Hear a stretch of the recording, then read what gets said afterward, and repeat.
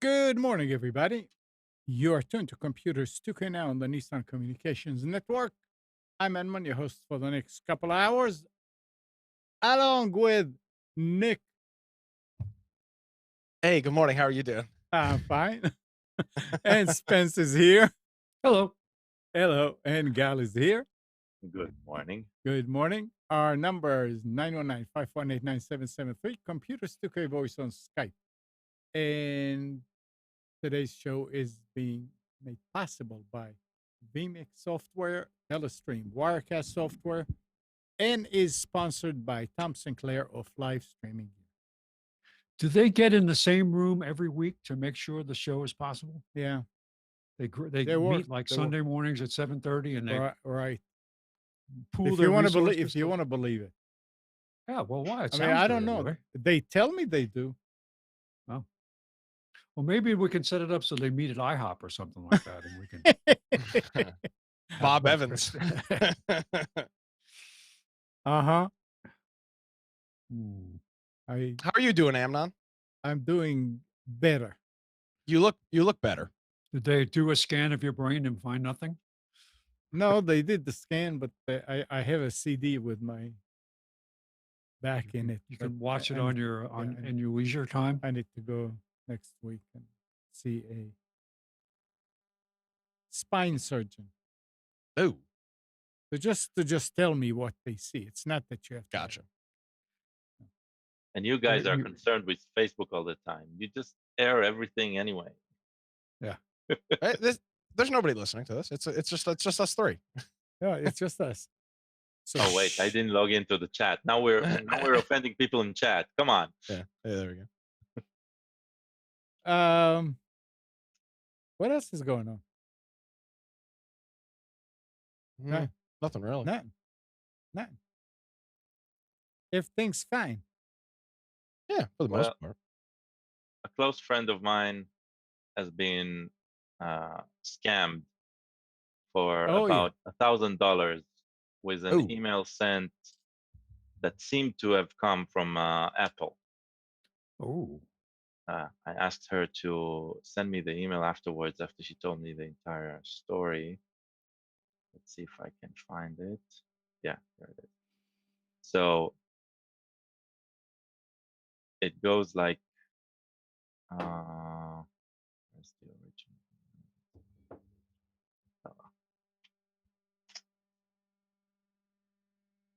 Was it the gift card scam? Yes, exactly. That's So what the do you good know one. about it?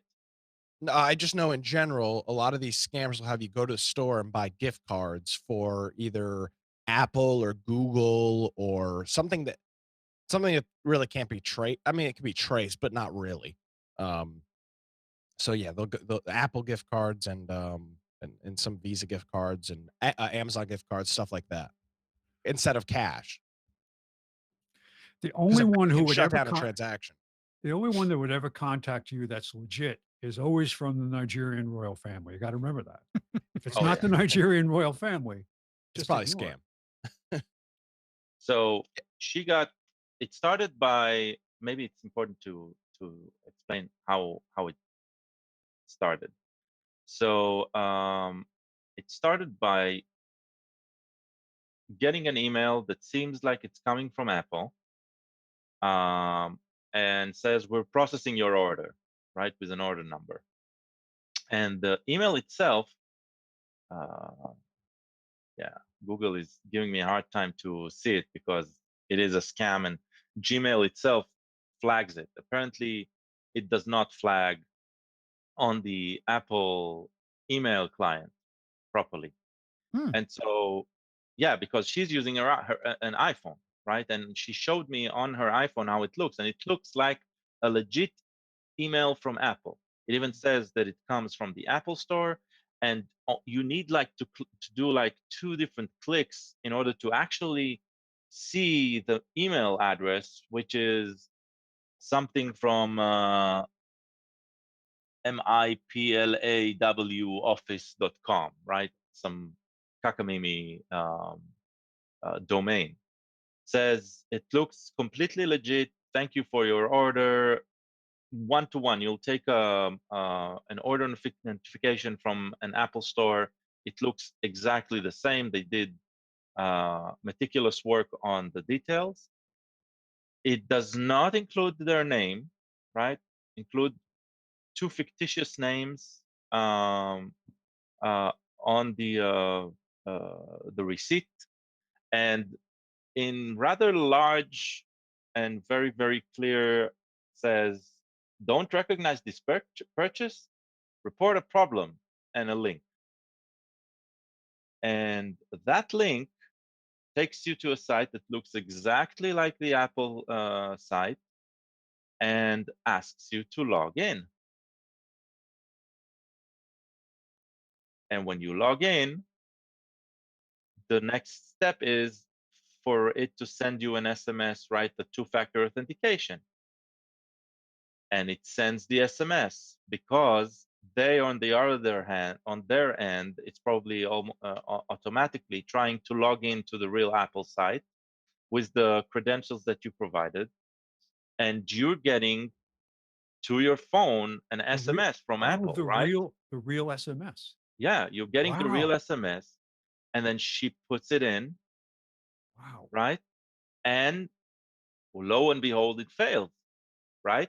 Because on her end, she's not in front of the Apple site, but now they are already in. So that just gave them access to the site. They still can't do, they can't do a lot. But because it failed, right? And they probably try it once or twice, and then they say, okay, then call us. And they provide a number, an 800 number. She calls, and now she's talking with, in her mind, she's talking with a legit Apple customer support. And she's explaining her confusion, and they, of course, know exactly why she's calling, right? And that's when they basically, they hook their claws at her. They kept her on the phone for 4 hours. During those 4 hours, they convinced her that she should, because all of the payment methods are now compromised and everything, the way she should handle it right now is by adding funds via a gift card that she goes and buys in the store. She actually went to Walmart, bought gift cards, provided them with the code.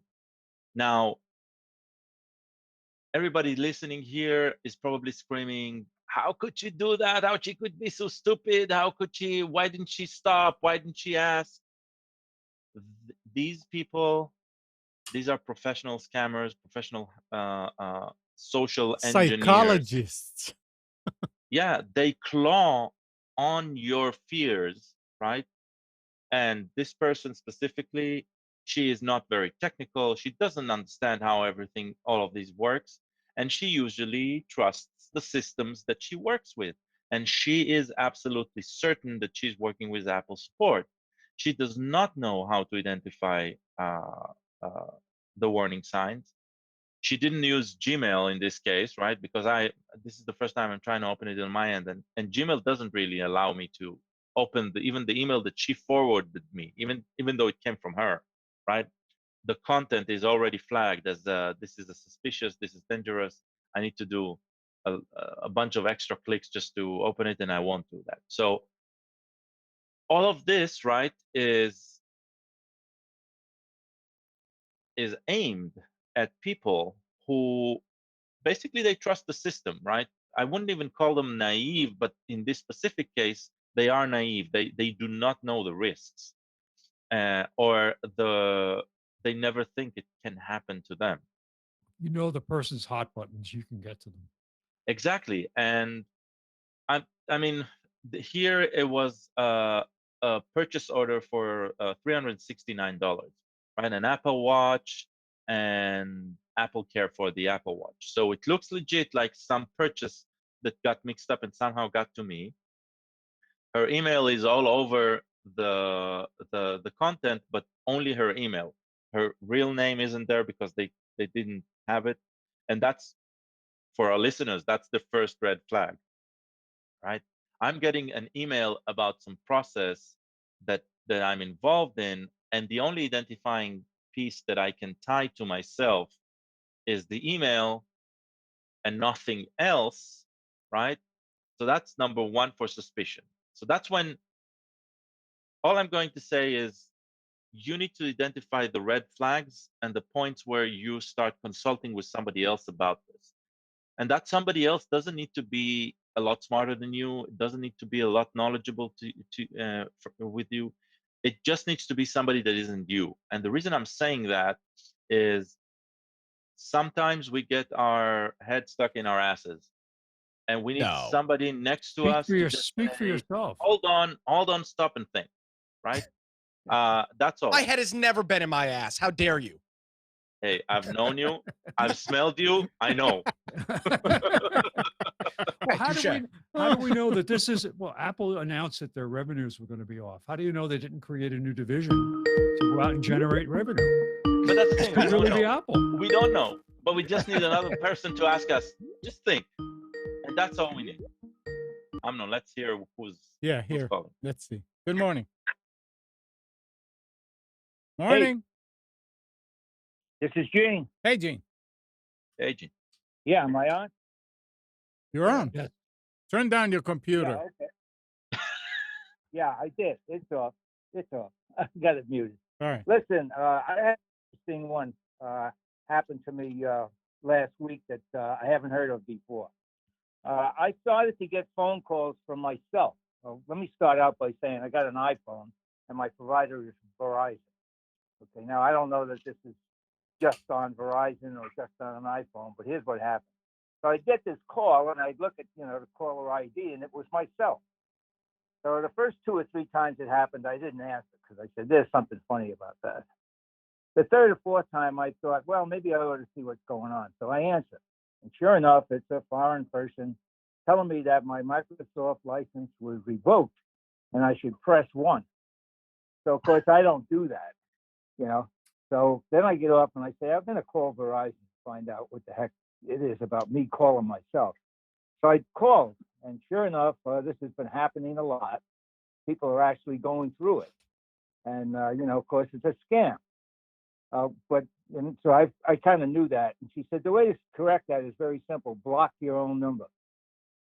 So that's what I did. I blocked my number on the phone. So I blocked this call. And of course, they stopped happening because they're blocked now. But my question is, how does somebody send or call somebody and make it come from yourself? You can spoof any caller ID. You can make it look like it's coming from anyone because this is not protected data. It's in there's a universal calling protocol that goes out, SS7 signaling and all that goes between the switches that place the call. The caller ID is just part. It's like a packet of information that goes along with it. You can spoof it to make it look like anything. Yeah, but I think what Gene is asking is how come this is even possible, right? How come it's not blocked? And the reason behind it is that the protocol, when it was conceived, nobody in the telephone industry even thought that would happen. That the technology would be so easy to mimic outside of it. With voice over IP technologies, it is anybody can. I can now just run some server and I can suddenly send out calls with any. All I need is just a SIP trunk, but through that SIP trunk, I can impersonate any number I want. Only in the last couple of years, the telephony industry is discussing of ways of improving the network and improving the handshakes that go through everything to make sure that these IDs are actually authentic. But that won't fly for a long time because the entire infrastructure needs to be updated in order to support that.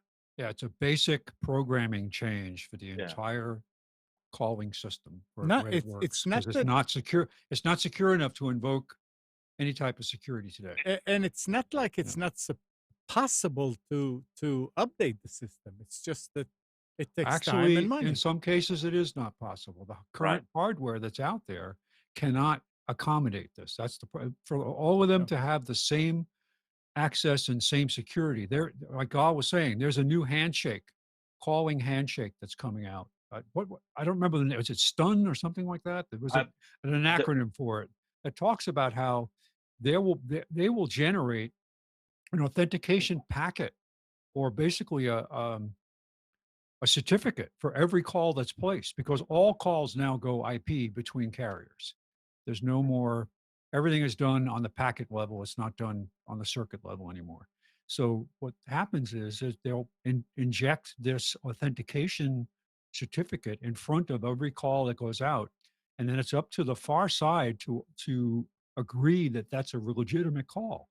For them to do that, this whole system has to communicate. And they can't. SIP is an open standard that can be interpreted. This new standard for caller ID and security cannot be interpreted by each carrier to the way they want to do it. They all have to do it the same, or it's not going to work. Right. So when it comes to trust, you need to create an infrastructure around it. And Yes. right now, we don't have that infrastructure of trust in the telephony industry. When you open a web browser today, right, and you go to an HTTPS site, there's a handshake going in the background.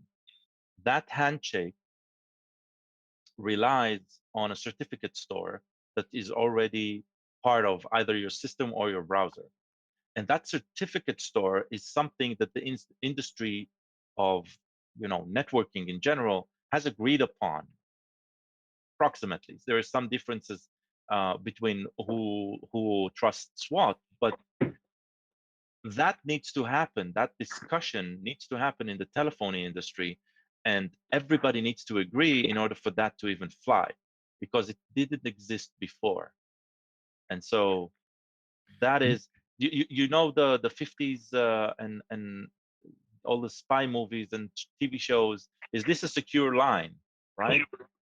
This is secure line means parties of both end are in a network of their own, but that only works when all of the participants in that conversation, right, they have the same technology. And that does not exist in the telephony industry today. And they're not exactly the fastest adopters of new technology either. So, rightly so, right? Yeah. Everything relies on their technology today. We take it for granted, but we all joke that nobody has a landline anymore, right? But it's like these landlines, they are the base for everything wireless and everything cell and everything, right? Without it, we do not, I think we cannot communicate. I think there's one thing that we're overlooking here, that like Gene was thinking that this was a scam because it was his own phone number. No, it's Right. not. It's not a scam. They can mimic any number as for the caller ID. But Right. when they're doing this call campaign, or we'll call it whatever you want, they just have millions of numbers there that the machine is calling. Your number just happened to be there.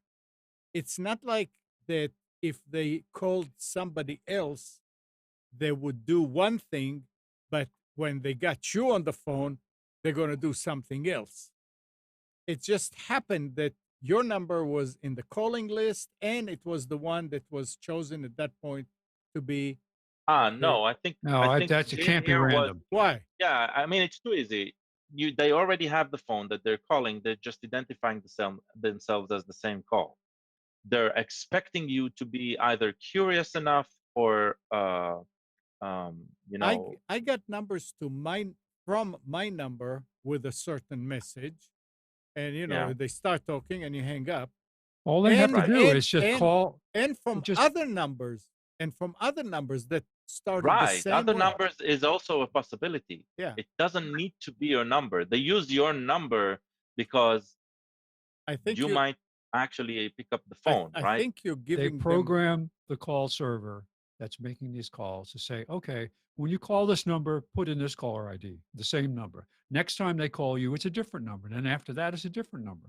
Because they choose, for example, they'll choose I the same prefix because it's a cell phone, for example. I get calls from the same spam calls from the same prefix as my mobile phone number, Yeah. which, oh, it's a local mobile phone. So why wouldn't I answer it? Right. Yeah, So right. it's just happened to be that they program their switch to say when it makes the call, here's the different Yeah. caller IDs you're going to use, and one of them is to use itself. So let me give you a nice story about this situation with the same number. Previous home we lived in, the neighbor next to us, they lived in that house for like 25 years, uh, and the guy is living there with his mother, but his dad passed away like 5 years ago or something before we moved there, and he says he knows that I'm interested in technology and all that, and comes and shows me the phone log of the home phone that has caller ID, and he says we cannot explain it, but suddenly the phone, uh, uh, the cell phone, his cell phone, I'm trying to remember if yeah, so no, his home phone's phoned with the ID of the home phone, so with its own ID showing on screen with the name of their dad, right, that died. So they're all like, must be like the best ghost story ever, right? And I tried explaining. No matter my explanation, they were all right bewildered. They called Time Warner Cable after that and asking how can that be, where that comes from. But all it just means is that because the previous owner of that line was his father, right, and that phone number is there, and the network has complete control over caller ID, right? They can make it look as anything. They didn't mean to spook anyone. They probably meant to do some sort of scam, but it just turned out into like this nice ghost story of dad trying to call out from the dead. It's just flawed technology with flawed trust issues. No, Data but That's for what we're actually, dead. fighting. these are real calls from the future. Oh yeah, These are Yeah, just Carl, people trying to warn us about something that's going to happen, so they're calling from the future. you've never seen the movie Data the Dead, a PBX mystery? probably not. Nah. Yeah, it's a whole story about PBXs. Very interesting. It's kind of like the cuckoo egg for PBXs. Yeah. No, but what Well, Spence so I'll was tell you saying, this. that there was a movie, right? What was it called? Frequency. Oh yeah, yeah, Yeah. yes, yeah, about the So guy, ham radio from the future. I actually deal with this a decent amount at work. What you're describing, Gal. So so there's two different things. There's the number that shows up on your phone, and then there's caller ID, and those are two very different things. Caller ID is a database that the carriers are it's um, a general database that everybody has access to, and the carriers are supposed to go to that database and update call records. The problem is with all of these SIP providers and everything else, nobody is updating nobody is going and actually getting new information from the database. So we'll have customers that say, hey, update our caller ID. We can update the caller ID in the database, but you have to wait on the carrier to go to that database and say, okay, here's the number. Oh, the name has changed. Let me grab that for our records. And that's part of the similar issue you were talking about with spoofing numbers that Gene was mentioning, is that it's a lot of this is on the carriers to validate and verify. And in the case of caller ID, apparently Spectrum never updates it. I mean, the caller ID on from Spectrum is like way out of date for a bunch of people. Even for their own customers. No, their own customers, it's fine. But like, well, we use a lot of services like Nextiva and online SIP providers for business phones, and they've got 30 or 40 direct to dial numbers, and we go through and we'll submit a there's a form you fill out for caller ID to set it in the database, and they'll update it, but it won't update across the carriers because Spectrum just, for whatever reason, doesn't grab the database and actually update any of the information. So there's not really anything you can do. As SIP was rolled out over the years, and this is going back more than 15 years, it was not the big carriers that responded first. It was the small providers, SIP providers that were entering the market, whether they were buying services from somebody else and reselling them or actually building their own SIP infrastructure. They were the ones that did this first. If you wanted to say, I want to get SIP trunks between these two locations from my company, you weren't going to Verizon to get it. You were going to some other place that was a small shop that did it. And part of the problem was that implementing this, because SIP is still an open standard and open to interpretation, different companies implemented it in different ways. So now you see the carriers caught up, and they can provide SIP services and all that, but it's still not exactly the same from provider to provider. But no, Nick, you're right. It's like it's up to the individual service to maintain it and to do a good job at it too. Why would they? They don't care. No, why? Yeah, why? I mean, who cares? I mean, really, who cares what the problem is businesses want, they expect us to have they expect us, I'm paying you to manage this. And it's like, well, yeah, but I don't work for Spectrum. But yeah, Spectrum doesn't care. And rightfully so in a lot of regards. I mean, who cares what the caller ID says?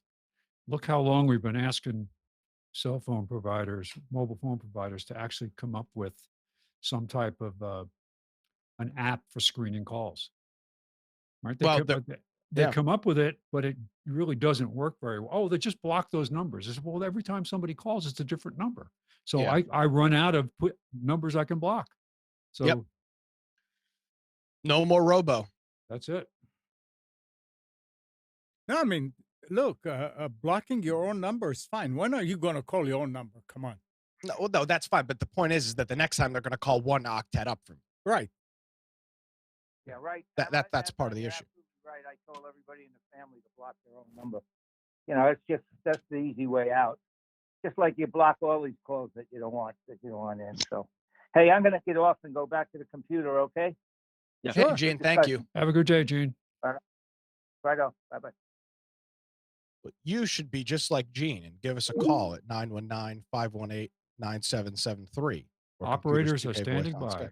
They are. Amnon is standing by. With the real caller ID.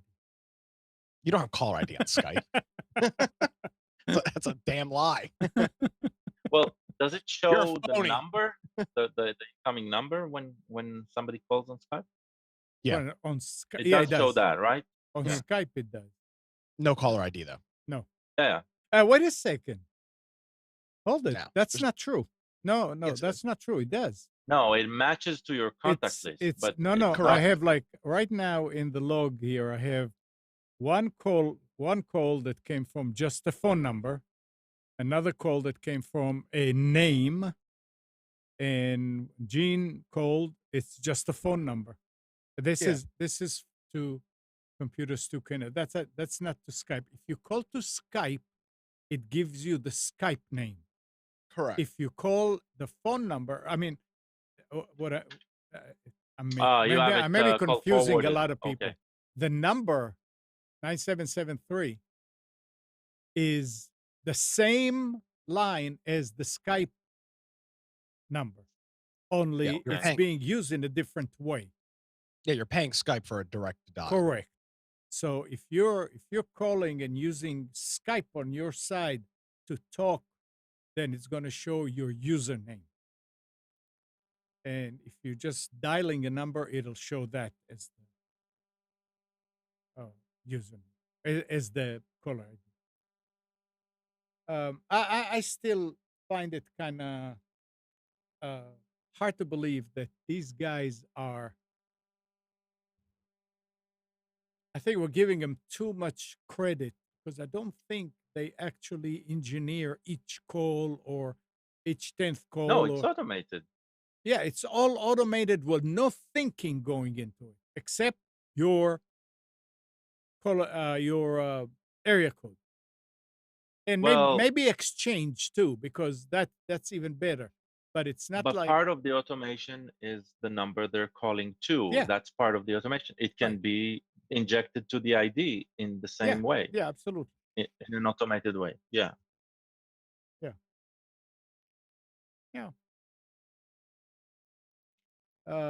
It's I mean that's the best thing that I heard here, to just block your number. No, just get rid of your There phone. was something about the early days of Outlook Express that you could put a contact. The first contact was supposed to be like 0111, some weird first contact in your phone list, in your contact list. Okay. And what would happen is that if somebody broke in and was trying to get your contact list to send emails to, they wouldn't be able to get it if they encounter that particular ID. I can't remember. Probably if I'll pull out one of the older computers, I'll see it in there. But there was the number that will always be the first one because maybe it started with an exclamation. I don't know, but it was something that doesn't mean anything. But back then, Microsoft was talking about that if you do that, you protect your content. Anna, I've got a question for you. Yes. Is this show on the CDC list of coronavirus protected programs? No, so you need to, see, this is why over here I spray. You don't see me. I spray anti. I can't go through that. Is that true? This is the first virus that's spread by internet? I mean, this is what I'm using. I'm spraying this in my mouth every Yeah. 5 minutes. You just don't see it. No, all you need is this. Oh, I like that see-through index. That's it. It's the new Windex. That's totally, you can't see it when it's Transparent. sprayed on. Yeah. Right. Sprays on clear. Oh, Did boy. you see the new solution for handshakes in the coronavirus era? Oh, what No. is- That was ingenious. That was probably a Chinese video, and they can't shake hands right now. Everybody's going out with masks. They're in that province where Yeah. it's going on. I'm sorry that I don't remember the name. Wuhan. And Wuhan. And so instead of shaking hands, they all just touch feet. Shoes, Yeah, you mean so shoes, Okay. not taking feet. taking Shoes. feet. Shoes. Yeah, so the shoes. reason I brought it up was I actually have a story here, or not a story, but something that's going to happen. If you're on the fence about building a new computer, you should build it and buy it now, Before the because supply chain disappears. the 6 to 8 Yeah. month price of hardware, which almost all of it comes from China, is likely, like we saw that RAM spike back in 2014 or 15. You'll likely see the same thing with pretty much all computer parts. I wonder Like why. the GPU spike too. Remember that? Yeah. Video So cards went insane. I don't know we don't know what the extent's going to be yet, but I'm kind of on the fence about building a new computer, and I don't really want to build a new one now, but if I want to build in the next 6 months, it might be tricky to do. So Did you see Tim Cook but- making a statement saying that the factories were reopening? you mean Tim Apple? But yeah, I did. Yeah, Tim Apple. I Yeah. mean, they were saying that the virus does Tim not Crook. grow on surfaces like that.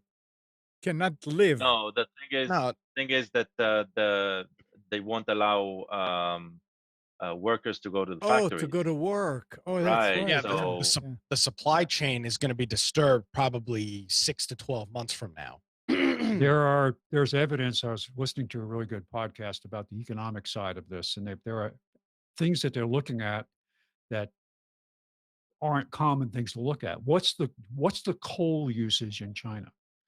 And it's down 45%, the use of coal month to month. And they say the reason for that is because China, 80% of its power is generated by coal. So there are factories that are not running. There's a lot of people not working. They're not using power. That's the first one. The second one was the big major cities. There's one city that's got 12 million inhabitants. I don't remember the name of it. And they said average daily purchases of apartments, because apartments are purchased like a condo, were down 90% of what they normally were, which means there's no commerce going on. There's so many things that aren't happening in China that they're not really publicizing. Yeah, and that's going to affect. I mean, anything. Oh. Mostly electronics for the most part, for the general consumer. Those prices are likely. It's not even necessarily the prices will go crazy. The supply a year from now might be very diminished. So. I'm going to recommend a website for something, and not because it's a news site, but because they carry some really interesting videos. It's called whatfinger.com. Did you ever go there, Nick? I have not. It's another aggregation site, but Oh, it is a conservative site. But somebody on that site makes videos where they'll take, say, the top 20 grossing movies of all time, and they'll start it in 1975. It's a bar chart, and it shows not real time, but over time, how those numbers change. And you can watch it. You say it's fascinating to say, what is the biggest car company in the world? And they start in 1970 and they go up to 2018. And it shows you how one overtakes the other. It takes about 3 or 4 minutes to watch it. But one that they did was drugs. Who were the biggest pharmaceutical manufacturers in the world? But what countries? And it shows you how it started out, it was England and the United States, and then Brazil, and then here and there. But having watched that, something that came out of it. Would you want to pick that up, Amon? Is that Nick? No.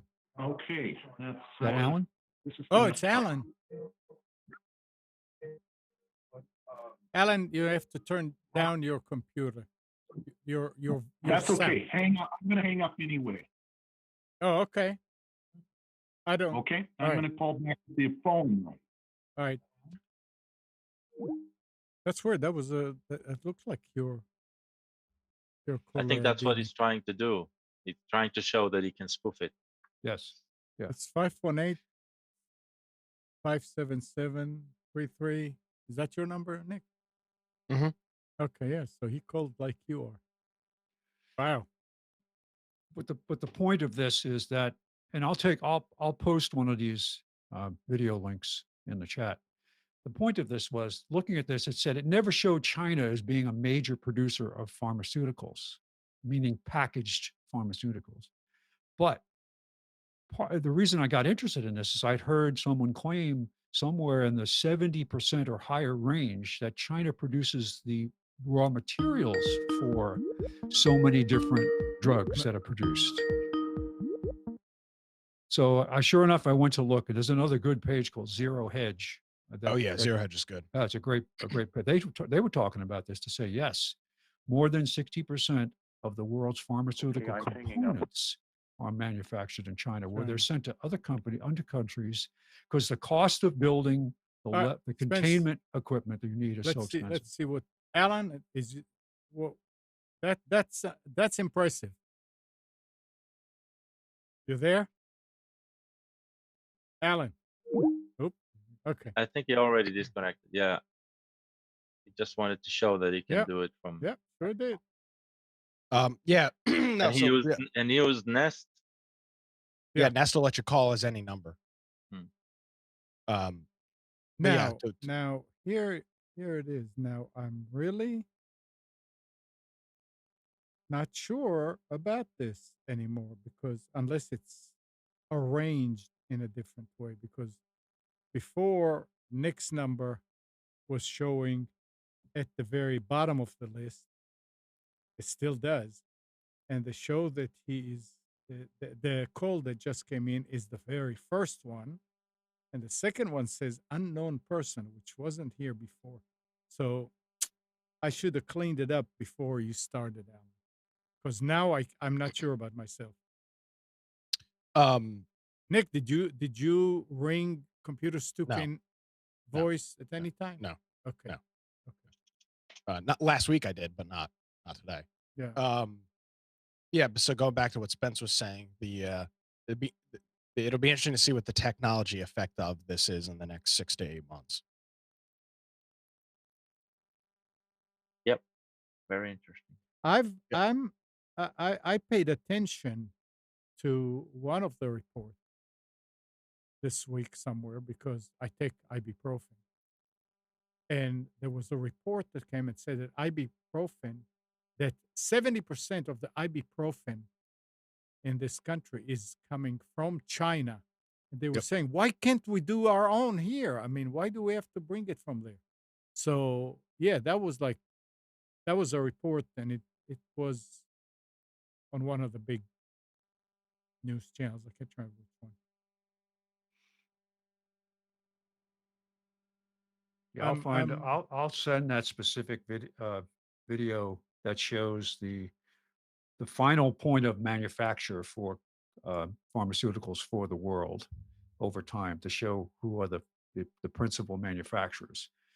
But the reason why China doesn't actually assemble the drugs is because the cost of the equipment you need, the level of containment and sterilization and certification you need to actually package the materials into the final form is so expensive and so strict that they don't pass the stringent requirements to do the assembly, the final assembly. That's why it's not done in China. Oh.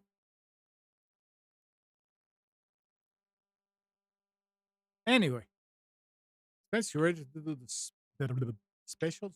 Yeah, give me a moment here. I'm actually at that page that has the charts, but I'll go to that in a second. Let me open up the specials. If I can type and spell it correctly, it would help a lot. There's nothing I can do about that. I know. Okay, so a big announcement we have to make. We actually are based on the Southern North Dakota video cast straw poll, we are the #1 video cast. Hey, good work, guys. Yeah, but you got to look at the caveat at the bottom. You see that? What does it say? Voted #1 video cast unless you've seen another one. I mean, hey, I mean, an award's an award. I tell you, we're just making. We are the first in claiming we are the first. That's it. #1. Until other ones show up. Yep. So, okay. So kind of going back a little bit to the typical format that we do. I haven't been including Office Depot, Office Max recently, and mainly because even though they're the easiest one to take things and post from, not a lot of changes week to week. The same thing was true with Staples, although they do show some new products every week. But sticking with right now with Staples and Best Buy, and then the last part of this, I'll go out and just look for some unique new things to highlight. What? All right. Okay. Oh, all right. So starting with Staples, we've got a Dell Intel i5 desktop on sale for $499. It's $130 off. There, Nick, you just buy this. You don't have to build a computer. There you go. There we go. They got an Acer 23.8-inch LED monitor for $109, which is $60 off. We got an HP 14-inch AMD A9 for $239. Now, granted, A9 is an older processor, but still, if you're looking for a good knockaround computer, $239 is $160 off. Got an HP Pavilion 14-inch i5 for $399, an i5 for $399. That's pretty amazing. That's $230 off. If you're looking for an HP Laser Pro printer, this is a multifunction printer, scanner, fax, copier, business class machine. They've got the M148 DFW for $149, which is $50 off the regular price.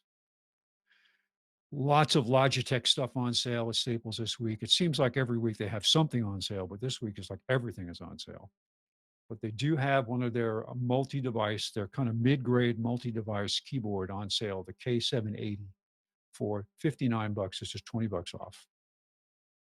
If you need a battery backup system on kind of on the high end, the 900 VA, they've got the 900 VA APC battery backup for $89, which is $13 off the regular price. Now, this next one, NXT Technologies, they have a sale across the board on these flash drives. And I'm actually thinking about buying one of these multi-packs. USB 3.0 16 gig 2-pack for $9.99. Now, you have to order this. This is not in the store. The second one that caught my eye, that's 45% off. The second one that caught my eye is a pack of 10 32 gig USB 3.0s for $74.99, which is $7.49 a flash drive for 32 gig. So if you need these, and the reason I'm looking at this is because I thought if I have a big enough drive, I might just save an image of each of my computers using, I use Acronis and I use other backup methods, other tools. Just save it on flash drive, stick it in my fireproof box. Another way to save a backup. So, but good prices, but you do have to order them. They've got a Samsung 500 gig solid state drive for $79.99. That's 20 off. I've actually installed several of these Samsung 500 gigs. Very easy process. The software they give you is very, very simple. We've got a 14 terabyte. No, this is the 4 terabyte. There's a 14 coming up in another, and I think it's Best Buy. Sorry, but I digress. Let's see, make sure I see it here somewhere. Yeah, it's at Best Buy. This is a Seagate Backup Plus 4 terabyte USB 3.0 hard drive for $94.99, say 15. If you're looking for a way to upgrade your wireless network, you're not looking for necessarily the very highest AC standard throughput. Netgear Nighthawk, a popular wireless router, dual band wireless routers on sale. It's $109. It's normally $199. It's $90 off. And this, if you're running an old N or G environment with your Wi-Fi, this would be a really good way to upgrade it. Most new devices are going to support the AC standard. It's going to greatly enhance the error correction and distance in your home, and also give you a lot faster throughput. Netgear AC 1200 dual band Wi-Fi range extender. Now, keep in mind that if you do have the AC 2400 and you install this dual band range extender, it is only capable of up to AC 1200, which is about half the bandwidth, so to speak. But it is useful for serving areas in your house that have low signal strength. So this is $89, 20 off the regular price. Yes, sir. Does this use the power lines in the house? No, this is a Wi-Fi. It's not a power line. So you plug it in. It does plug directly into the outlet, but it does. It can be a bridge though too. It'll either. But it has to get the Wi-Fi to begin with. It doesn't. It's not like you can go to the other side. Yes, so it can take a weak signal and basically amplify it, or it can take a signal and produce it and give it to you as an Ethernet port. If you have an older machine or something you want to connect directly, like say a TV that doesn't have a Wi-Fi option, or an older, say you got a weak signal and you've got a Roku device that's got an Ethernet port, you could use it to extend that. It gives you a little more flexibility. I've got a Brother single function color laser printer for $199, which is $50 off. Got a Dymo label maker Turbo. Oh, Turbo, wow. Desktop label printer for $84.99 is $65 off. A very specialty device, very specialty printer, but if you need it, it can be very handy if you do a lot of shipping, internet business, whatever, and you want to print labels. Format and print labels is a great way to go. I've got a Logitech Z533 wired PC speaker system. For 79 bucks is 20 off. And finally, an Epson Workforce 500WR USB wireless scanner. Now, one of the reasons you see the R after this is because that stands for receipts. They have another 500W, which does not support the receipt scanning. And what's different about the receipt scanning is that it will crop. Normally, you stick a page in there, it'll scan the whole page, and you'll see the receipt. It'll be an image in the middle of the page. But what the receipt scanner will do is it will scan it and crop it and make it a much smaller image based on the size of the actual receipt itself. I used to have an old Logitech scanner that did this when I'd scan photographs. The newer brother one that I have does not do this, unfortunately. I'm going to look for a new one because I have a lot of old pictures to scan, and I don't want to have to go in and crop them. So this is $369, which is 130 bucks off. Expensive. Fujiscan was the first company to come out with this style product, and they're still considered the leader. But Epson and a few other vendors are out there with very, very capable devices. That's it for Staples. Let's go to Best Buy. Deal of the day today. Now, what I went through, Best Buy does not have a Sunday ad anymore. They just have things on sale and, deal of the day, whatever. So bear with me here. This is the best I can do to assemble the several different ways that they present this information to you. Deal of the day, Amazon Echo Studio smart speaker with Alexa built in for $169. I didn't realize it was that expensive. But no, I'm sorry, Sonos, that's the point is here. It is a much better speaker than the standard speaker system. So they built it with Sonos. Got a Wemo Wi-Fi mini smart plug for $17.99. Normally $29. It's a good deal on an iPad. They got the Wi-Fi 32 gig iPad, latest model. Of course, I always say that because there's several models. $279, which is normally $329. Got some good deals on laptops and Chromebooks.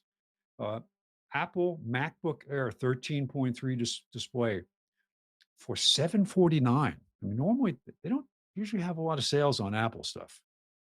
And $999 is really the starting price for a MacBook. Everything from there goes up. But is this an old model? I don't know. It didn't say. It didn't really give you. It didn't look like it was a clearance item. But still, it's got to be a lot better than the one I have. Mine is the original one-piece aluminum body MacBook. I don't use it anymore. It's just too old. But it's an i5. We've got a Lenovo Yoga. I'm going to have to go a little closer to the screen here because it's smaller. Touchscreen i7 for $1099, which is $200 off. An H3 Spectre X360 2-in-1 15.6-inch Ultrabook touchscreen i7 for $1399, which is $200 off. So they're high-end machines.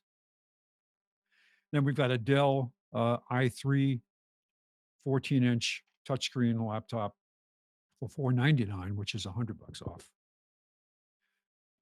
Didn't know that Google made smart lights, but apparently Google does make a smart light starter kit with Google Assistant. That's $45.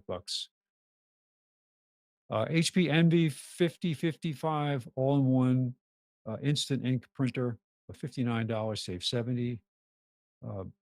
I know a lot of people are fans of instant ink and how they actually calculate your usage, right? Send your cartridges based. Not really. So what they do is they track your usage, but you pay by pages. By pages, yeah. Yeah. So even a blank page, if it came out of like you printed a document, there was a blank page, that counts. So you need to be mindful of that. But other than that, can you turn that off? Can you turn off the instant ink? You just use it as a regular. You can take out the ink cartridges and put regular ones.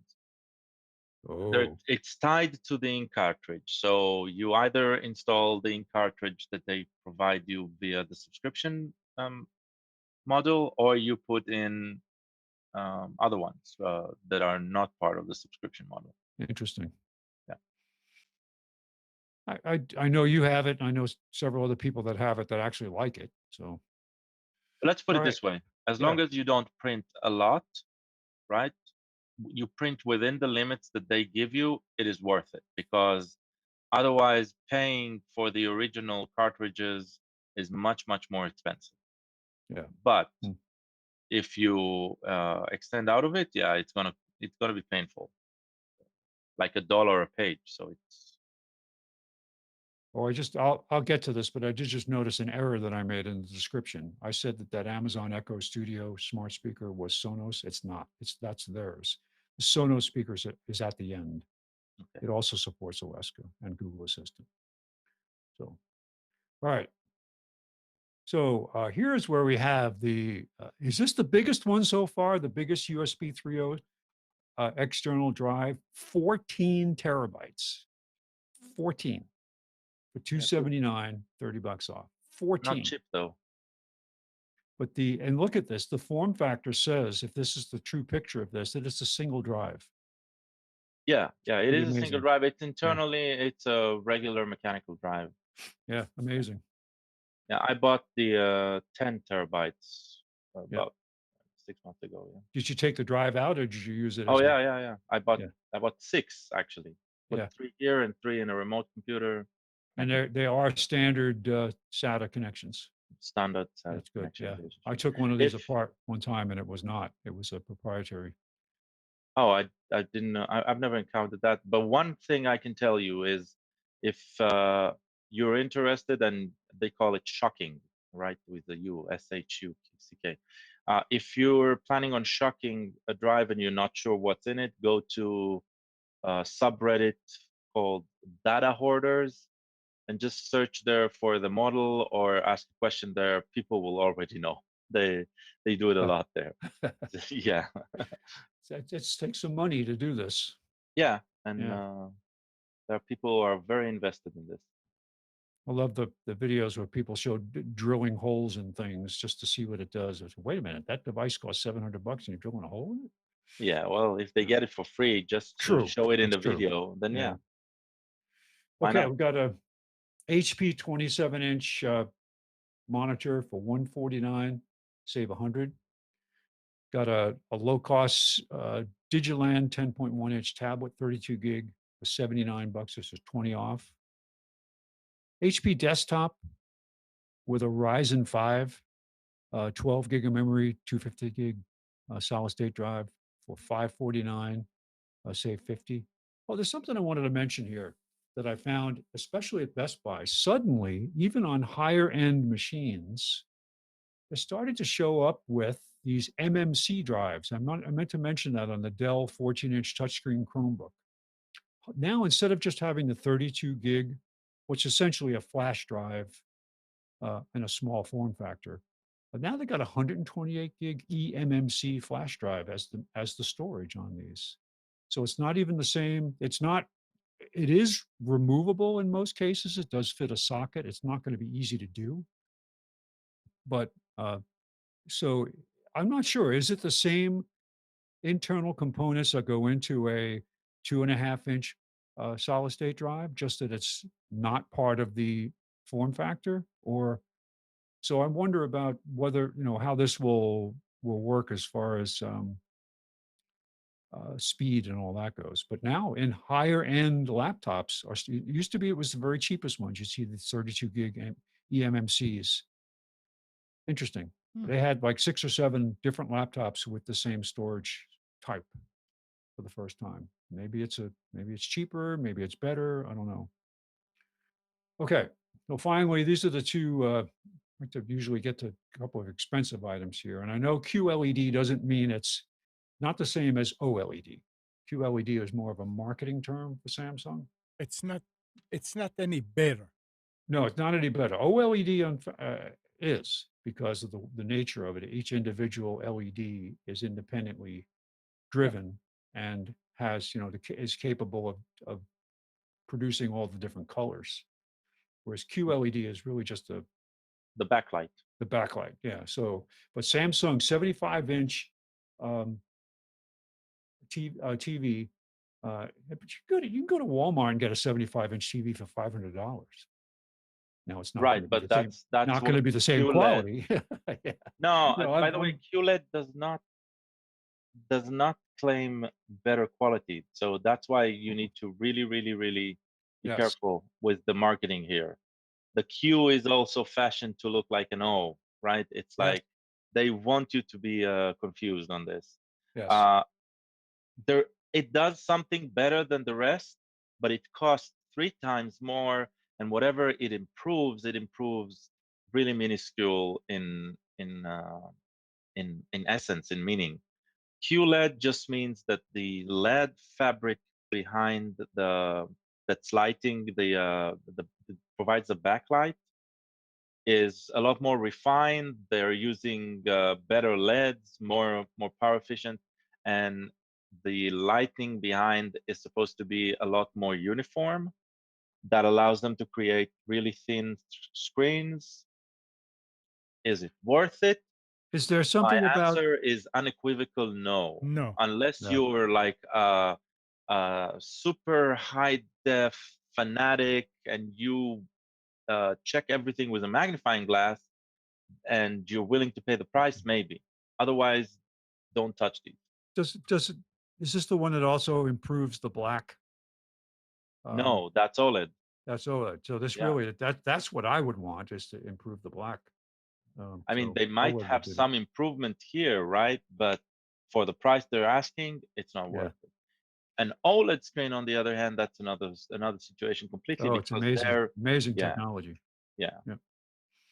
And And that is finally, truly, that's what allows all of the flexible panels and all of that. That's OLED. Yep. Yeah. Oh yeah, there'll be something in our in the interesting stuff next on the flexible panels. So finally, here's where I got confused with the Alexa and Google Assistant. This is the Sonos version, smart portable Wi-Fi. Now, Sonos is known for very high quality wireless sound systems, but $399 is more expensive. But you can get a Sonos equipped and Bluetooth speaker with Alexa and Google Assistant built in for $399. Yeah. Okay. I call Sonos the Apple of audio. Yeah. Very good stuff. It's like good high-end design stuff, but they charge a premium for it. So. Well, if you have the money. Yeah, Right? exactly. That's right. There's people that go and shop on Rodeo Drive in Beverly Hills will pay 3 times for the same product you can buy somewhere else just so they can say they bought it there. They don't care. It's not important. All right, the first one is for you, Amnon. It's the Keep Cannabis storage device. So you can keep all your cannabis locked down with data encryption, and also has multiple spaces for different kind of cannabis products. See, you use your smartphone to manage your stash. And it's disguised as a clock that has weather built into it on the outside, so people don't wonder what it is. Got a little rolling tray that will come out and deliver your stash. Let me to tell you something. Last week, somebody, a friend of Hannah, brought me a gummy bear Ooh, because they said, this is going to help you. CBD oil? I don't know what's in it, but let me tell you. I put it in my mouth and I spit it out. I think these are overrated. Oh, well. Keep going. If you're interested, you can pre-order it for $152. This is one of the products that you never want it to be popular, because then the thieves will all know to identify it, right? That's right. Yeah. So now they come in the house and just take this with them and smash it somewhere else. Exactly. Yeah. Why did they well. make it look like a Mac Mini or something. It does. I mean, that's kind of the point, right? Oh boy. It's Okay. mainstreaming. All right, go on. Yeah, but they forget that if a junkie wants to steal your stash, right, or steal anything in that case, they'll go for what looks like the expensive stuff anyway. So Yeah, they might not go for an alarm clock. Yeah. maybe. All right, this next one is the Weber Connect Smart Grilling Hub. So you can connect the sensors to your grill and then connect using this hub to your smartphone. So you can get all the information you need about grilling, temperatures, doneness, meat, veggies, the whole thing. So actually, $130, not that bad considering. I don't know does it only connect to Weber enabled sensors and probes and things? I don't know that. I can't answer that question. And a Weber app. Well, I can tell you that I think it was Costco sold something for like 15 or 20 bucks. Yeah, and I bought Wi-Fi it. enabled temperature probe. Not Wi-Fi. It is wireless. You put the temperature. You get the display is not connected to the sensors themselves. The sensors, the sensor is hooked to a base, a battery-powered base, and I put in the grill. I can walk around the home and I see the temperature. Right. If I need to step into something and grab something from the kitchen, at least I know that I'm not overcooking or anything, and it beeps when it gets to medium rare, as I've said it for meat, beef. That's handy. Yeah, Yeah. but it isn't connected to anything else, right? It's like just its own unique system, but it's wireless. I 15 think I've bucks. seen someone has a Bluetooth sensor that you can use, go right to your phone and run the app and just look at temperature. But you're limited on distance with Bluetooth. So Exactly. yeah. And finally, this is the one. This is for you, Amnon. This is the big cash item of the week. This is based on OLED technology. LG, the screen rolls down into this box. It's a flexible screen, so it disappears. So you can set it up. It comes up. You watch what you want to watch, and when you're done, you press a button. It disappears into this little box. Rolls it up like a window sash in there. $60,000 for a what's that? 65-inch TV that blocks and unblocks your view. Absolutely amazing. Yeah, I may consider it if they will send the cop 1 or 2 units to test. Yeah. Oh yeah. No, I'm hoping every week I get this stuff in the mail. But no, not to me, not to me. No, send it to like what are the Consumer Reports, and let them roll it up and down and up and down and up and down, up and down, and punch it and whatever. Let's see how long it's going to last. Well, the end of the caption here says, at least that screen is roll tested to ensure the best quality, no breakage or dents for years. Yeah, for how many times? Well, how many? Well, they times? should let Tesla test it. Yeah. Yeah. Yeah. All right. So that's it for Computers 2K Now specials for, boy, it's March 1st already. Wow. Did everybody enjoy Leap Day yesterday? Yeah. Hey, it's a free day. That's it. Sure. Yeah. Right. Theoretically, you don't have to pay for it. Right? Always comes back. Well, think about it this way. You got an extension on your taxes for 1 day. That's it. Yep. Yeah. Oh, I just assembled. I got my tax organizer ready to go here. I finished it up over the weekend. Oh boy. We'll see what happens. Yeah. I think I got all my ducks in a row as well. Time to file everything. I look forward to Alan the in the day chat. when I can do it myself again. It was with Alan having a is- small business and owning a rental property. It just makes it complication that I want somebody to be there with me if I screw up. Yeah, Basically. I know what you mean. Yeah. Alan put in the chat, this is March 1st. Isn't this for April 1st? Yeah, it's true. You're right. Oh, that'll be an interesting if it falls on April 1st. I don't know. I have to look at the calendar. Anyway, If there's a Sunday, is there April 1st a Sunday? Yeah, well, ah, they should have made the leap day the day before the April 1st. That would have made things really interesting. Oh, fun. Every yeah. All right, I'm going to find one of these videos now that I mentioned before about the statistical graphs, moving statistical graphs. whose testicle? What? Yeah.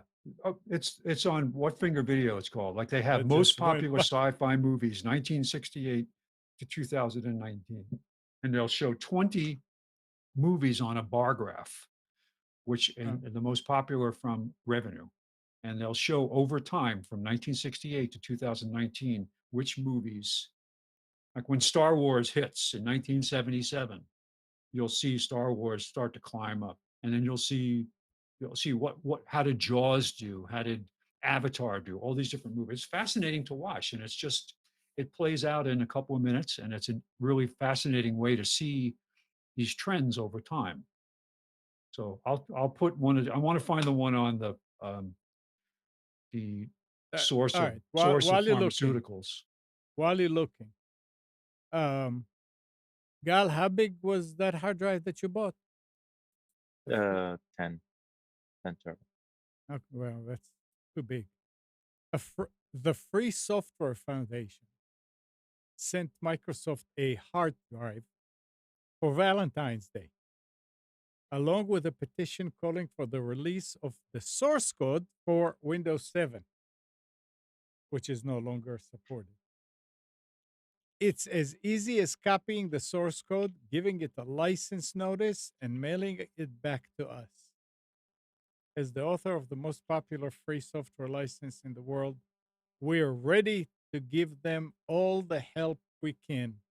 All they have to do is ask. So now we're waiting to see if Microsoft will give it to them. Any takers on that? Any? Do I see any bets? No. Oh. I'm sorry, I was Yeah, I looking know. at, No, it's not for you. Yeah, I don't think they'll respond. No, I don't think so either. Now, here's something that we all need to be aware of. KB 452 4244. an update. 452 4244. This is a big update. It fixed a lot of network and printing issues that have been. After acknowledging reports of an issue affecting a subset of devices, Microsoft says customers who have successfully installed the update don't need to take any further steps. Now, Those does who- this relate it? Remember the problem I I- had, Amnon, with I that don't upgrade I did? I was trying to where there was remember. no Windows printing. Don't know. I Yeah, was trying I to don't know, think. but I think so. Because it wasn't until I reinstalled Windows a second time that it actually worked in after a fashion. And then I got a call this week. I almost had a fire drill. That same machine had a blue screen come up with a little sad face on it, where it said Windows encountered an unexpected problem and has to restart. And they did restart it. And apparently there's a thumb drive that they left in the machine that it tried to boot from. So it came up with a no operating system message. So they were panicking. Oh, the hard drive went bad. And that wasn't it. I just told them unplug the flash drive. Next time I come in, I'll reconfigure the machine so it does not try to boot from the flash drive. But I thought I was going to have to go over this there. This is from last week. So it says those who have configured PCs to defer installation of updates by at least 4 days should also be unaffected. For those who are experiencing issues related to this update, Microsoft recommends uninstalling the update.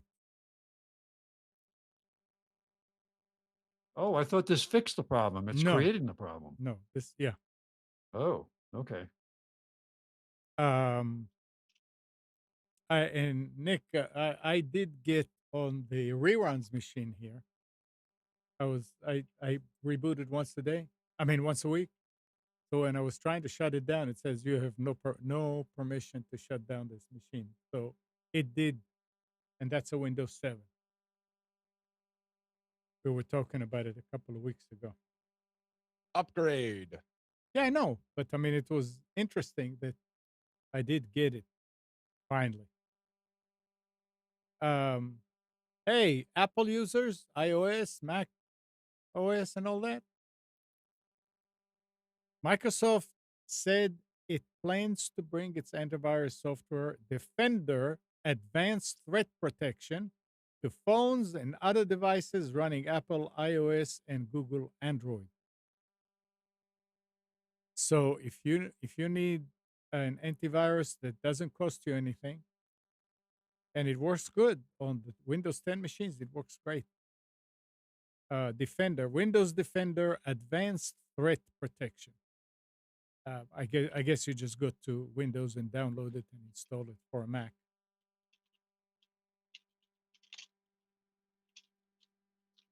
And another thing about Windows 10, interesting here, the update. With the next version of Windows 10 coming this spring, Microsoft's Cortana digital assistant will lose a number of consumer skills around the music and connected homes, as well as some third-party skills. That's very much in line with Microsoft's new focus for Cortana, but it may still come as a surprise to the dozens of loyal Cortana fans. They're also turning off Cortana support in its Microsoft launcher. The dozens. Yeah.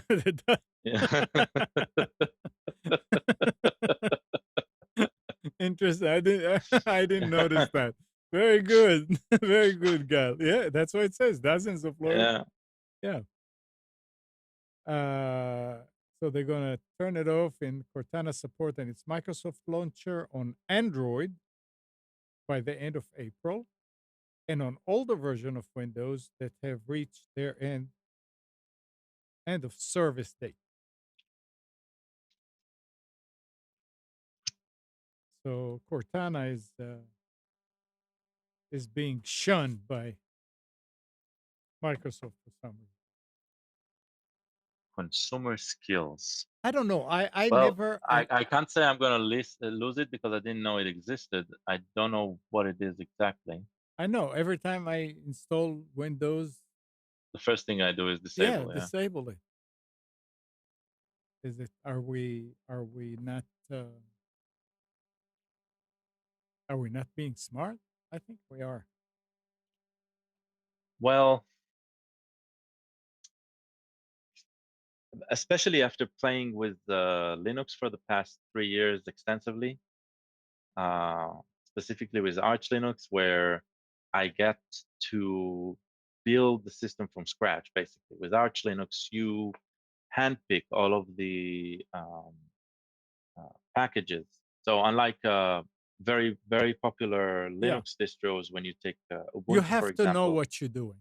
Yeah, you install it, you get a fully functional system, but it also means with a lot of bloat. Yeah.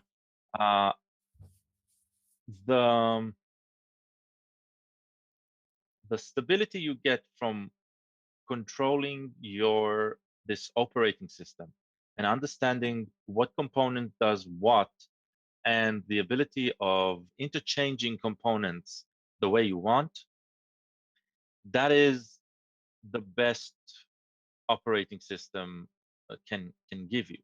Now, Apple and Microsoft, which are always following suit on that aspect, right? They are creating these monolithic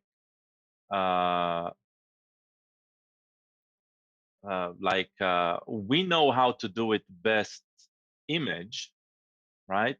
And say, hey, not only do we have this new feature baked into the system, we're going to push it at you at every single moment that we can, because we believe that this is the best solution. Yeah. Right? If they would have offered it as a separate product and had to prove that it actually worked well, right? Instead of just push it at you, I believe that in some of the times they would be the leaders. But again and again and again and again, they have shown that they do not know how to lead with that, right? And so when they came up with Cortana, which was there after Google Voice Assistant was available and after Amazon came out with theirs and Siri was around, they were just, oh, we're sorry we were late, but we want to try it as well. Nobody Yeah. will. Well, they're always like that. Yeah. So yeah, I would never trust new technology baked in. I mean, it took me probably 10 years to accept the fact that I'm okay with a Microsoft antivirus, right? I'm really okay with it. I don't want to install any antivirus anyway, but I'm okay with the one baked into the OS because at least they have the benefit of fine tuning it on the OS level for performance, and they're as good as any free offering out there, Right. right? And I'm okay with that. I'm truly okay with that. Are they catching everything? Probably not. Are they doing the most? Are they the most vigilant out there? Probably not. But they're good enough, right? The reason people go to McDonald's, not it's not because they're, it's the best. It's just good enough. So I'm okay with good enough from Microsoft on a lot of things, but on these new features, hey, they can play with it. But I say, if you really want to use something like this, either use the best, especially when you're looking at free, right? Use those who actually do the job best, or find a way to bake your own and with different ingredients and play with it because it's flawed technology for everybody, right? And it doesn't need to be baked into something that you will have zero control over. That's my 2 cents on it. All right. Cortana is a joke, yeah. All Now, right. I have can I introduce a new topic? Yeah, Yeah. go ahead. I have a question. I use Ublock Origin for a long time now since you recommended it. And hmm something happened in Firefox. I don't know what it was about, why it was Firefox. Other browsers seemed to work okay, but uh, it was not allowing me, like I go and links were breaking. Okay. And I'll give you an example. There was, went to a website where you were looking up something and you were supposed to put in your zip code and it would show you a drop down that stopped working. hmm And I went in and I'm thinking, oh, it's got to be I thought it was Firefox. So I've been following how Firefox has had issues with different things. I turned a bunch of features off. I turned off hardware acceleration. There was all these different reasons why video wouldn't play or links wouldn't work. Finally, it turned out it was Ublock Origin. I tried to go in and tried to tweak it. If you went up to the icon and just turned it off of that site, it didn't fix it. And Hmm. even if the only way I could fix it was by disabling it and restarting the browser, and then everything worked again. Interesting. But I did. I really like it. I mean, if I want to go back to it, right now I'm using AdBlock Plus again, just to have something to work. But it broke all these. It works fine in Chrome, but Interesting. just Firefox. I did have a problem with uBlock Origin specifically a while back because Firefox did some changes to something with their extensions. So I had to uninstall it and reinstall it. Maybe But that'll other fix than it. Yeah. that, but my issue there was not that it would break things, it would just not block. Oh no, this was not that. Yeah. Yeah, this was not that. So I don't I'll know. try First of that. all, try that. See if that helps. Try a fresh profile with only uBlock on it, and see if that's it. Yeah. That's the way I would go about it. But Yeah, I do not know. I've not experienced that. I don't have the other ones running. They were on the machine, but I had them disabled. Mhm. So I was only running that one in particular. And it's been going on for probably a month or so. And so finally I just said, I've got to, and when I would use these websites, I'd just go to Chrome instead. Right. It was funny. But now I'll try that. I'll try reinstalling it. But now that you're saying that, I think I have at least 2 sites that I've found myself using Chrome because they weren't functioning on Firefox. Yeah. I've never tried them on a completely blank profile on Firefox. I'll try Okay. that, see if that has to do with it.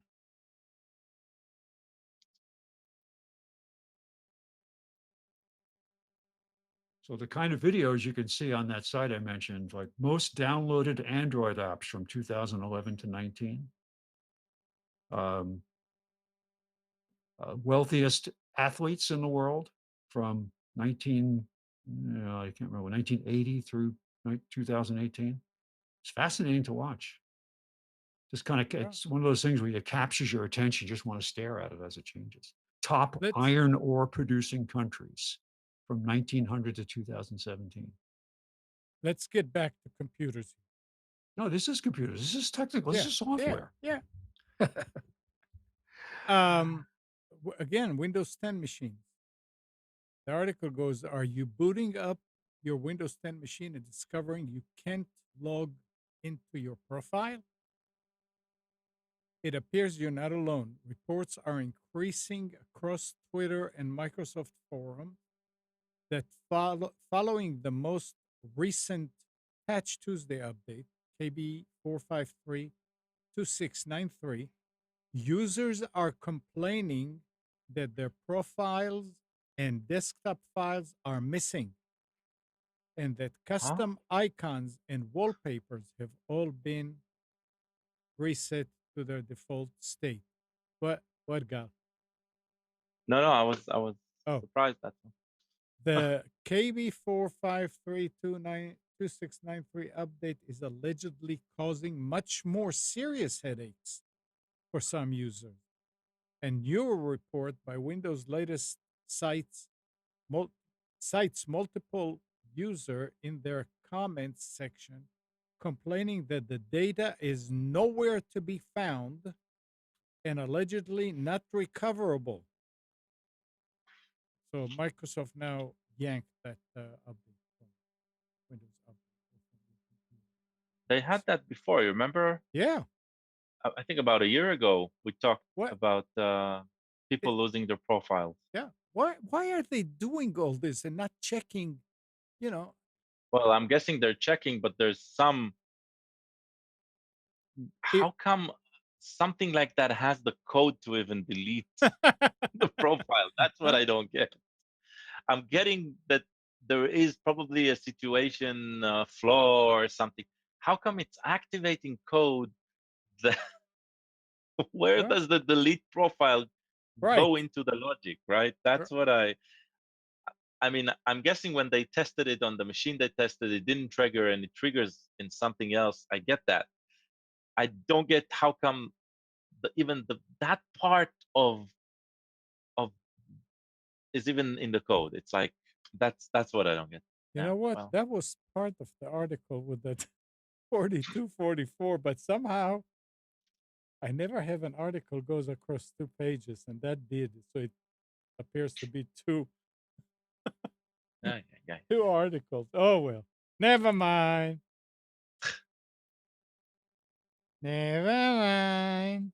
So you see, when we end the show, you say, remember to update your computer, right, and run an antivirus. Yeah. Right.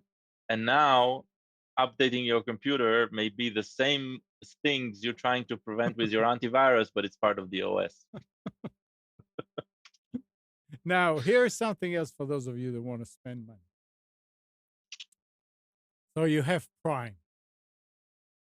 Well, as soon as next month, Walmart plans to start publicly testing a membership program called Walmart Plus.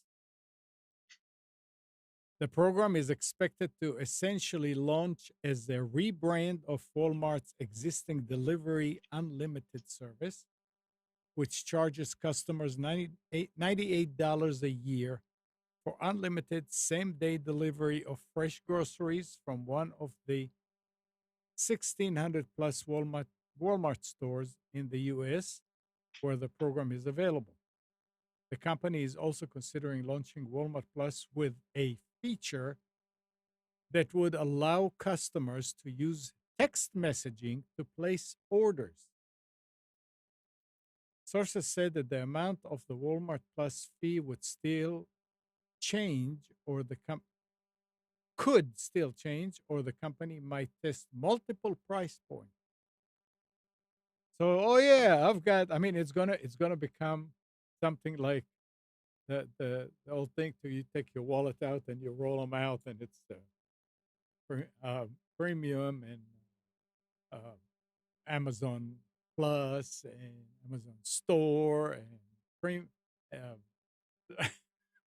Walmart Plus and Walmart Premium and Walmart Delivery, and you're gonna have all these different options, and then somebody will come and put all of them in the same. I think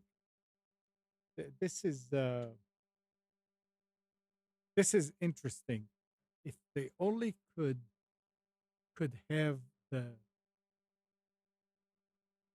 the multiple vendors like Amazon has, that I mean, you can find anything on Amazon. I don't think you can find anything on Walmart. Not yet, anyway. And if it was, yeah, drop Amazon. If you could find what on Walmart? The what? You Things said that if you you could. can find in Amazon and pets.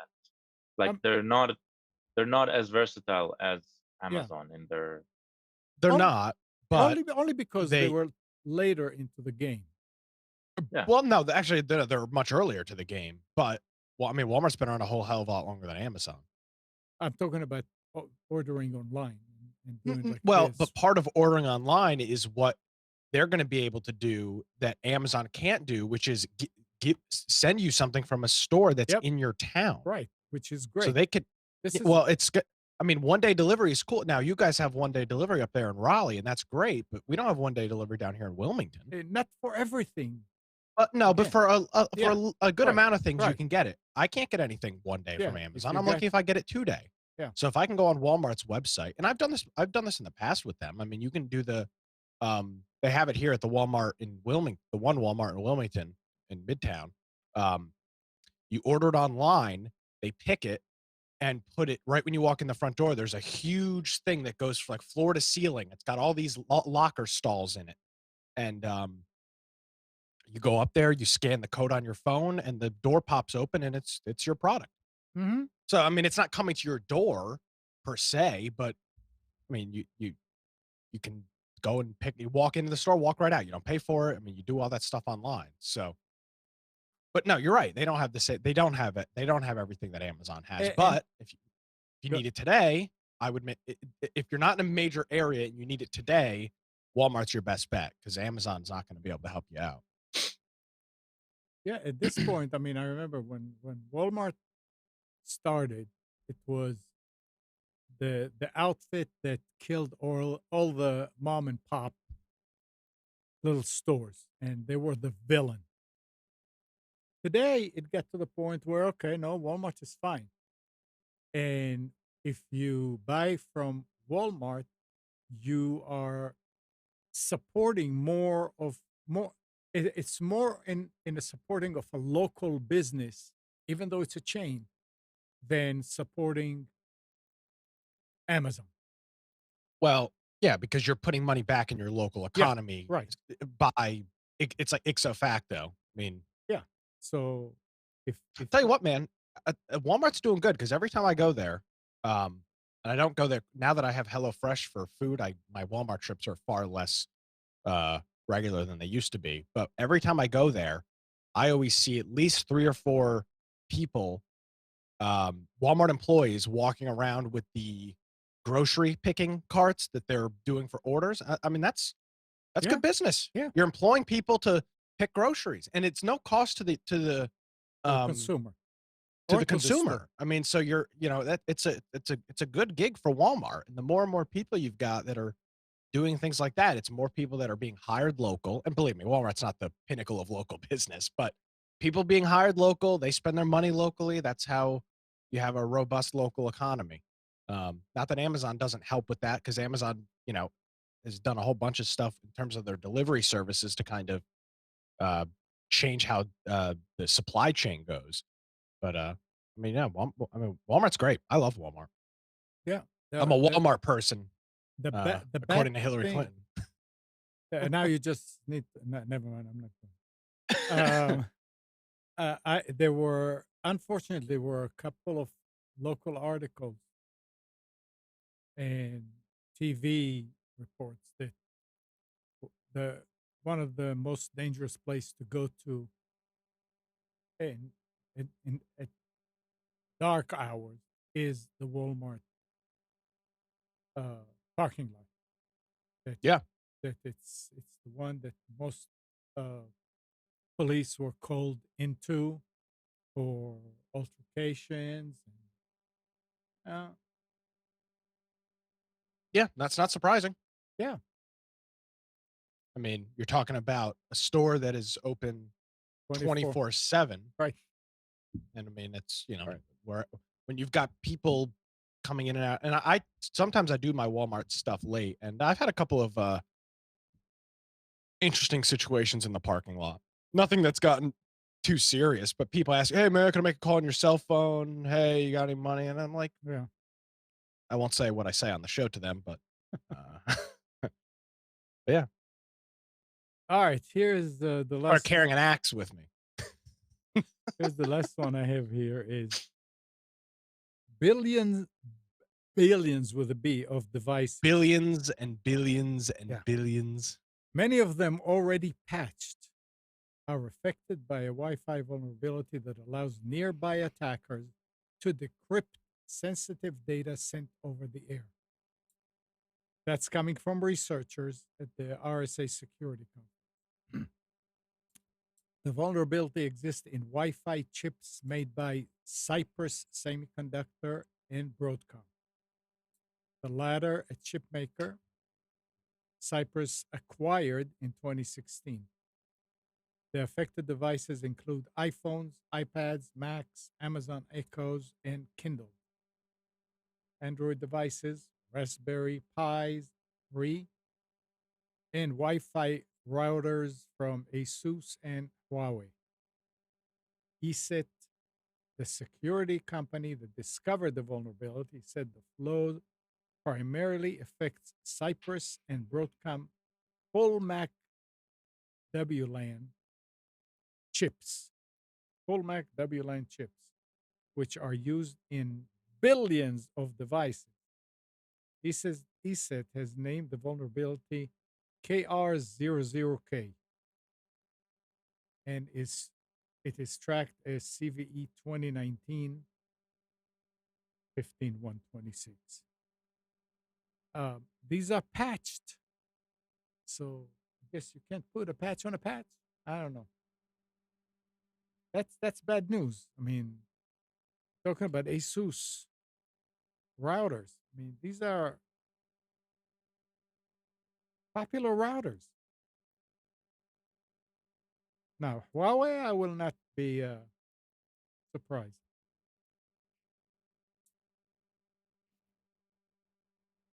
All right. All of them have Huawei chips in it. They shouldn't tell us. That's Hold what I was on. gonna say. Yeah. This is very interesting. So you said Crook, KR00K. I just searched for it. Yeah. Opened the Wikipedia page about it. Vulnerable devices. Listen to this. Was the Amazon Echo Yeah. on your list? Yeah.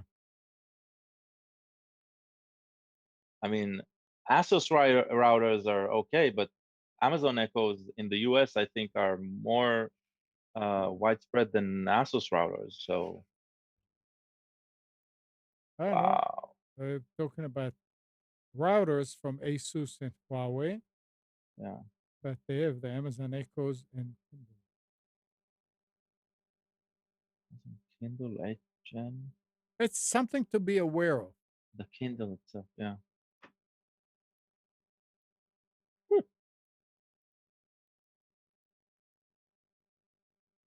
Anyway.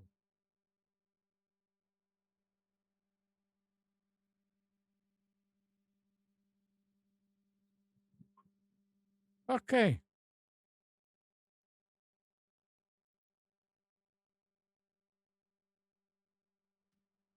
Anything else?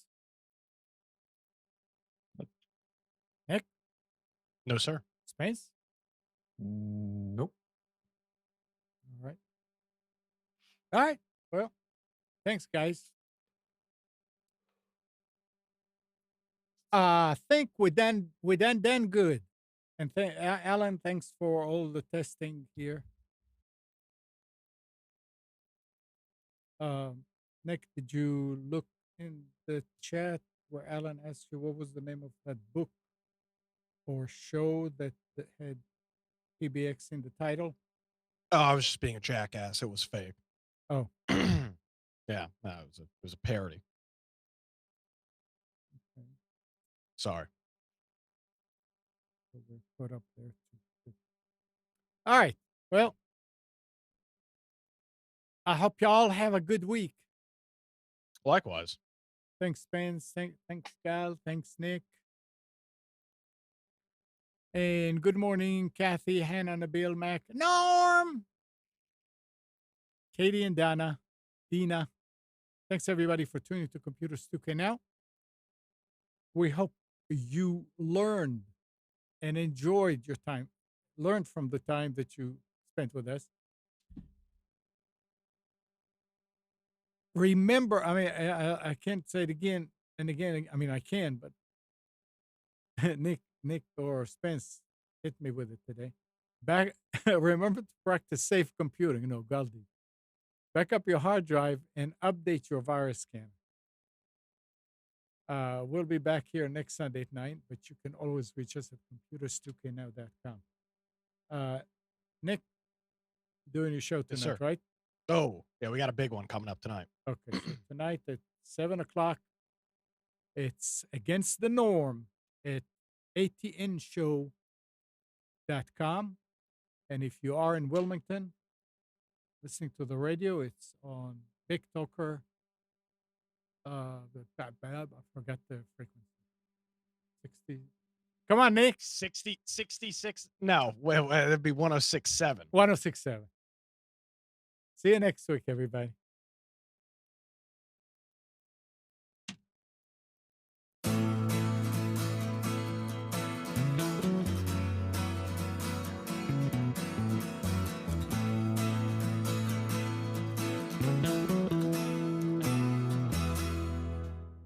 You are tuned to the Nissan Communications Network.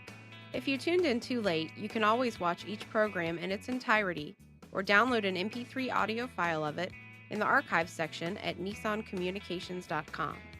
Don't forget to subscribe to our YouTube channel, follow us on Twitter, and like us on Facebook. Sponsored by Telestream's Wirecast software, StreamingGear.com, Carolina Apparel, and DeltaForce.net.